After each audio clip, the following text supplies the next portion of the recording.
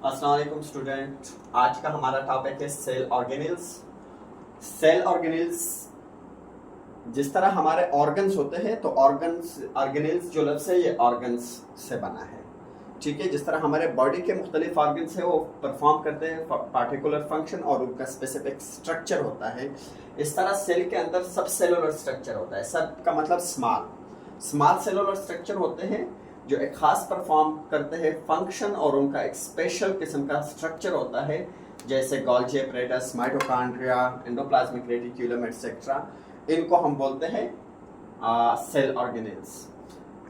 एक डिफिनेशन के लिहाज से इस चीज़ पे अभी भी कंट्रोवर्सी है कि क्या इसको हम मेम्ब्रेन बॉन्डर स्ट्रक्चर बोले या नॉन मेम्ब्रेन स्ट्रक्चर, क्योंकि अगर मेम्ब्रेन बॉन्ड स्ट्रक्चर बोलेंगे तो कुछ चीज़ें जैसे राइबोसोम्स वो फिर ऑर्गेनेल में काउंट नहीं होंगे, लेकिन अगर हम मेम्ब्रेन बॉन्ड स्ट्रक्चर का लफ्ज़ नहीं लिखते तो फिर वहाँ पे हमें इंक्लूड करना पड़ेगा राइबोसोम को। इस किताब के लिहाज से या आप लोगों के कोर्स के लिहाज से हम इसको यू डिफाइन करेंगे कि subcellular structure that perform particular function within a cell. अब आते हैं मुख्तलिफ जो हमारे पास सेल ऑर्गेनेल्स है उनके इंट्रोडक्शन की तरफ। ठीक है, उनका जो भी आप ऑर्गेनेल डिस्कस करेंगे तो सबसे पहले उसका डिस्कवरी डेट और जो साइंटिस्ट जिसने डिस्कवर किया है उसका अगर बुक में है तो वो लिख लीजिएगा, फिर उसकी डिफिनीशन, फिर उसका स्ट्रक्चर, फिर अगर टाइप्स है या फॉर्म्स है वो लिख लीजिएगा, फिर फंक्शंस। हर एक ऑर्गेनेल को आपने इन 5-6 मुख्तलिफ सब हेडिंग्स में डिवाइड करना है। ठीक है, और डायग्राम हर एक एग्जाम के अंदर लॉन्ग क्वेश्चन में स्पेशली डायग्राम बनाना बहुत ज़रूरी है, और शॉर्ट क्वेश्चन में फेडरल बोर्ड में यूजुअली आपको डायग्राम या तो बना के दिया जाता है या फिर आपसे लेबल करने को कहा जाता है। ठीक है, तो लॉन्ग क्वेश्चन के लिहाज से मैं कह रहा हूँ कि कोई भी आप सेल ऑर्गेनेल को डिस्कस करते हैं उसका डायग्राम बनाना बहुत ज़रूरी है। अगर 6 नंबर का क्वेश्चन है या 8 नंबर का क्वेश्चन है या 5 का है तो उसमें से 1-2 मार्क्स आपके डायग्राम के जाते हैं। तो आइए शुरू करते हैं एंडोप्लाज्मिक रेटिक्यूलम को। एंडोप्लाज्मिक रेटिक्यूलम ये लफ्ज बजाते खुद अगर आप पढ़ ले तो एंडोप्लाज्मिक मींस इनसाइड साइटोप्लाज्म। ठीक है, और दूसरा लफ्ज इसमें है रेटिक्यूलम, ये लफ्ज निकला है रेटिक्यूल्स। तो 18th सेंचुरी यूरोपियन कंट्रीज में ज्यादातर लेडीज नेटिंग पर्स कैरी करती थी। इस वजह से इसके लिए, क्योंकि ये मॉर्फोलॉजिकली जब आप माइक्रोस्कोप में देखेंगे तो ये आपको नेट की तरह नजर आएगा, इसी वजह से इसको रेटिक्यूलम कहा जाता है। Endoplasmic because it is present inside a cell cytoplasm, और रेटिक्यूलम रेटिक्यूल से फॉर पर्स ऑफ नेटिंग, या इसकी स्ट्रक्चर जो है नेटिंग की जैसी है। ये डिस्कवर किया था 1945 में K.R. पॉटर ने, और डिफाइन कर लेंगे कि it is an extended network of membranes forming sex tubules and vesicles. तो ये बेसिकली एक एक्सटेंडेड नेटवर्क होता है। एक्सटेंडेड नेटवर्क का मतलब है कि ये पूरे साइटोप्लाज्म में मुख्तलिफ जगह पे पाया जाता है। यूजुअली ये सेल मेम्ब्रेन से शुरू होता है और न्यूक्लियर मेम्ब्रेन तक जाता है, लेकिन हर वक्त इस तरह नहीं होता। इसका एक पार्ट लाजमी है कि न्यूक्लियर मेम्ब्रेन से अटैच होता है। ठीक है, दूसरी सूरत में ये कभी न्यूक्लियर मेम्ब्रेन से एक्सटेंड होकर सेल मेम्ब्रेन तक जाता है, कुछ केसेस में नहीं भी जाता, लेकिन इसका न्यूक्लियर मेम्ब्रेन के साथ अटैच होना जरूरी है। It is an extended network of membranes forming sex. इस तरफ देखें, दिस इज अ मेम्ब्रेन जो एक सेक लाइक स्ट्रक्चर पहला सा इसने बनाया है, और इस तरफ अगर आप देखेंगे तो यहाँ पे आपको ट्यूब्यूल्स नजर आते हैं, tube like structure, this are tubules. और यहाँ पे देखें तो इससे वेसिकल्स। तो तीनों चीज आपने इसमें इंक्लूडेड करनी है। It's an extended network of membranes which form sex tubules and vesicles. This is the definition of endoplasmic reticulum. तो जैसे मैंने लफ्ज एंडोप्लाज्मिक रेटिक्यूलम को पहले भी डिस्कस किया कि एंडोप्लाज्मिक का मतलब होता है विद इन द साइटोप्लाज्म, और रेटिक्यूलम लफ्ज निकला है रेटिक्यूल्स, और रेटिक्यूल का मतलब है पाउच ऑफ नेटिंग।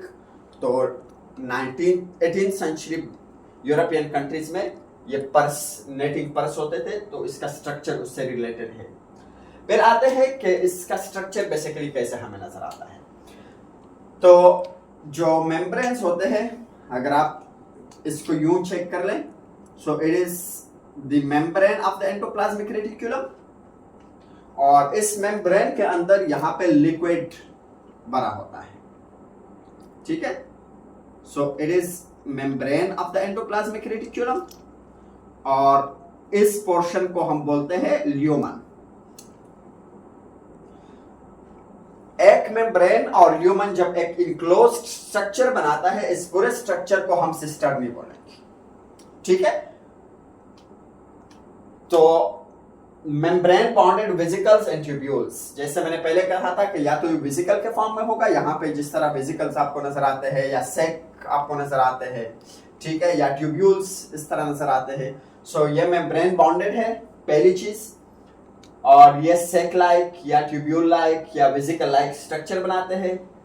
फिर क्या है कि the membrane is covering a cavity, cavity में मतलब अंदर से खाली चीज या लिक्विड फील्ड चीज, तो ये कैविटी है, ठीक है। इस कैविटी को हम ल्यूमन बोलेंगे, और इसके ऊपर जो मेम्ब्रेन है इसको एंडोप्लाज्मिक रेटिक्यूलम मेम्ब्रेन बोलते हैं, ठीक है। अब इस पूरे स्ट्रक्चर को हमने सिस्टर्नी बोला। सिस्टर्नी लफ्ज सिस्टर्ना से निकला है, और सिस्टर्ना का मतलब होता है लिक्विड रिजर्वायर, यानी वो जगह जहां पे लिक्विड जमा होता हो। अब इसके स्ट्रक्चर को अगर आप मजीद गौर से देखेंगे तो आपको 3 फॉर्म्स, जैसे मैंने बताया, नजर आएंगे। 3 फिजिकल फॉर्म्स या 3 मॉर्फोलॉजिकल फॉर्म्स। अब ये मॉर्फोलॉजिकल फॉर्म्स कौन से है? Cisternae, flat sex like structure, sac like structure like this, then you have tubules like this, ठीक है, then you have vesicle like this. So these are 3 different morphological forms of the endoplasmic reticulum. आते हैं endoplasmic reticulum की types की तरफ। तो endoplasmic reticulum अगर आप देख ले इसमें, सो जो हमारे पास सेक लाइक या सिस्टर्नी है, ठीक है, सिस्टर्नी, तो सेक लाइक जो हमारे पास एंडोप्लाज्मिक रेटिक्यूलम है, इसके साथ एंडोप्लाज्मिक इस मेम्ब्रेन के ऊपर राइबोसोम्स अटैच है, इसी वजह से इसको हम बोलते हैं रफ एंडोप्लाज्मिक रेटिक्यूलम।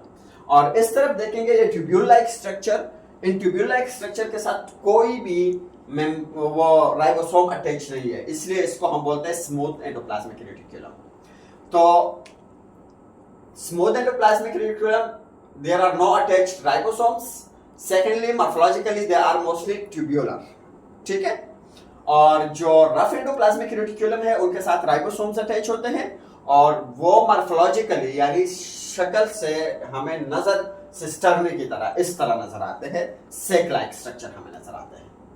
आते हैं फंक्शन। एंडोप्लाज्मिक रेटिक्यूलम जो है, जनरल उनके फंक्शंस, सेल को मैकेनिकल सपोर्ट देता है, क्योंकि सेल इज अ लिक्विड और इसका मेम्ब्रेन भी सेमी लिक्विड होता है, तो इसलिए सेल को स्टेबलाइज करने में इनका बहुत अहम किरदार होता है, मैकेनिकल सपोर्ट प्रोवाइड करते हैं। दूसरी बात यह है कि इसमें इंट्रासेलुलर ट्रांसपोर्ट में मदद करते हैं, क्योंकि these are tube like structures, ठीक है। तो ये ट्यूब लाइक स्ट्रक्चर सेल के एक पार्ट से दूसरे पार्ट तक मुख्तलिफ मटेरियल्स को कैरी करने का मदद करते हैं, ठीक है। तीसरी चीज, calcium storage. Endoplasmic reticulum, specially smooth endoplasmic reticulum, चूंकि ये हमारे मसल के अंदर बहुत ज्यादा तादाद में पाए जाते हैं, तो हमारे मसल्स के अंदर कंट्रैक्शन और रिलैक्सेशन के लिए कैल्शियम आयन की जरूरत होती है, Ca आयन, ठीक है। अब ये Ca आयन स्टोरेज जो है, ये ज्यादातर एंडोप्लाज्मिक रेटिक्यूलम में होता है, ठीक है, और स्पेशली स्मूथ एंडोप्लाज्मिक रेटिक्यूलम बहुत ज्यादा होता है। 2-3 फंक्शन है रफ एंडोप्लाज्मिक रेटिक्यूलम की। रफ एंडोप्लाज्मिक रेटिक्यूलम, जैसे हमें पता है कि इसके साथ राइबोसोम्स अटैच होते हैं, तो ये प्रोटीन सिंथेसिस में मदद करते हैं, ठीक है। सो यहाँ पे आते हैं, प्रोटीन बनते हैं, जैसे हमें पता है कि एंडोप्लाज्मिक रेटिक्यूलम के अंदर, राइबोसोम के अंदर ये बनते हैं प्रोटीन्स। जब प्रोटीन्स बन जाते हैं, बट दे आर मोडिफाइड, ये इन सेक लाइक स्ट्रक्चर में इन सिस्टर्नी में जाते हैं और सिस्टर्नी के अंदर उनको मॉडिफाई किया जाता है और फाइनल फॉर्म में उनको पैक करके वेसिकल के फॉर्म में ट्रांसपोर्ट किया जाता है, सेल के अंदर भी और सेल के बाहर भी। दूसरी चीज यह है कि proteins are not usually in a straight form. जैसे हम आगे पढ़ लेंगे चैप्टर 2, 3 वगैरह में, तो वहां पे हम ये देख लेंगे कि प्रोटीन की जो फोल्डिंग होती है यानी 3D स्ट्रक्चर बनते हैं, टर्शरी और क्वाटरनरी और सेकेंडरी स्ट्रक्चर बनते हैं। सो वो स्ट्रक्चर इन सिस्टर्नी के अंदर बनते हैं, ठीक है। और ये रफ एंडोप्लाज्मिक रेटिकुलम का बहुत इंपॉर्टेंट काम है, ठीक है, रफ एंडोप्लाज्मिक रेटिकुलम का RER। इसके साथ साथ प्रोटीन को चेक किया जाता है कि if they are made in a correct way, अगर उसमें कोई डिफॉर्मेशन है, कोई मसला है, सो क्वालिटी कंट्रोल, QC मतलब क्वालिटी कंट्रोल भी चेक किया जाता है। तीसरी बात यह है कि ये जो मेम्ब्रेन होते हैं, एंडोप्लाज्मिक का मेम्ब्रेन, हमारा सेल मेम्ब्रेन या जो न्यूक्लियर मेम्ब्रेन है, they have the basic similar structure. Basic similar structure जैसे सेल मेम्ब्रेन में हम पढ़ चुके हैं, it is a lipid bilayer with different proteins embedded at various locations. तो यहाँ पे भी ऐसे ही है, इस मेम्ब्रेन के अंदर मुख्तलिफ प्रोटीन है, ठीक है, और ये लिपिड बाइलेयर है, जैसे हम पहले काफी डिटेल में पढ़ चुके हैं। सो it is a lipid bilayer, ठीक है, और यहाँ पे मुख्तलिफ किस्म के प्रोटीन एम्बेडेड है। अब जो एंडोप्लाज्मिक रेटिकुलम में प्रोटीन्स है, they are different as compare to cell membrane, और बाकी जो मेम्ब्रेन बॉन्डेड ऑर्गेनेल्स है जैसे गोल्गी एपैरेटस, इसका एंडोप्लाज्मिक रेटिकुलम का मेम्ब्रेन उनसे प्रोटीन्स की सूरत में डिफरेंट है, उनका प्रोटीन कंपोजिशन डिफरेंट होगा, एंडोप्लाज्मिक रेटिकुलम का प्रोटीन कंपोजिशन डिफरेंट है। लेकिन बेसिकली ये सारे जो इंडो मेम्ब्रेन सिस्टम्स कहलाते हैं, सेल मेम्ब्रेन, इसके साथ साथ न्यूक्लियर मेम्ब्रेन, गोल्गी एपैरेटस और एंडोप्लाज्मिक रेटिकुलम, ठीक है, और इसके साथ वेसिकल्स, ये सारे के सारे इंडो मेम्ब्रेन सिस्टम्स कहलाते हैं। तो होता क्या है कि ये मेम्ब्रेन्स, चाहे सेल मेम्ब्रेन हो, न्यूक्लियर मेम्ब्रेन हो या बाकी मेम्ब्रेन्स है, ये बनते यूजुअली रफ एंडोप्लाज्मिक रेटिकुलम में है और इनको मुख्तलिफ पोजीशन पे ट्रांसपोर्ट किया जाता है और वहां पे उनको मॉडिफाई करके फिक्स किया जाता है। So it is actually factory for membrane synthesis within the cell. जितने भी मेम्ब्रेन्स बनते हैं उसमें endoplasmic reticulum, rough endoplasmic reticulum का बहुत इंपॉर्टेंट फंक्शन होता है। स्मूथ एंडोप्लाज्मिक रेटिकुलम के ये कुछ फंक्शन है। एक तो लिपिड बायोसिंथेसिस करते हैं। लिपिड बायोसिंथेसिस यानी जो हमारे सेल के अंदर लिपिड्स बनते हैं, कोलेस्ट्रॉल, हार्मोन्स, मुख्तलिफ 6 हार्मोन्स, ये सारे के सारे स्मूथ एंडोप्लाज्मिक रेटिकुलम के अंदर होते हैं। इसके साथ साथ डिटॉक्सिफिकेशन ऑफ टॉक्सिक मटेरियल या पॉइजन्स और ड्रग्स, मुख्तलिफ जो दवाएं हम खाते हैं या जहरीली चीज़ें खाते हैं, उनके असर को ख़त्म करने के लिए स्मूथ एंडोप्लाज्मिक रेटिकुलम में स्पेशल प्रोटीन पाए जाते हैं और वो प्रोटीन हमारे बॉडी के अंदर या सेल के अंदर जितने भी टॉक्सिक मटेरियल जाते हैं उनको कोशिश करते हैं कि डिटॉक्सिफाई किया जाए। इसके साथ साथ ग्लाइकोलिसिस आपने पढ़ा था, लेकिन ग्लाइकोलिसिस के लिए जो हमें कार्बोहाइड्रेट्स चाहिए यानी ग्लूकोज चाहिए, वो ग्लाइकोजन से मिलकर आता है, टूट के आता है, ठीक है। तो सेल, हमारी लीवर के सेल्स में कार्बोहाइड्रेट मेटाबॉलिज्म में भी endoplasmic reticulum, smooth endoplasmic reticulum का बहुत बड़ा किरदार है। सो ऑल इन ऑल हमारे एंडोप्लाज्मिक रेटिकुलम जो है ये मुख्तलिफ फंक्शन परफॉर्म करता है और इसका स्पेसिफिक स्ट्रक्चर होता है। सो इस क्वेश्चन को अगर एंडोप्लाज्मिक रेटिकुलम का आपको आ जाता है, सो इनको इन हेडिंग्स में जैसे डिस्कवरी, डेफिनेशन, स्ट्रक्चर और स्ट्रक्चर के अंदर फिजिकल फॉर्म्स अगर है तो वो, फिर इसके बाद टाइप्स और फिर फंक्शन और फिर इस तरह इसका स्ट्रक्चर और वेल लेबल डायग्राम आप लोगों ने बनाना है। So that is the total question जो आपने अटेम्प्ट करना है, ठीक है। Thank you for listening to me.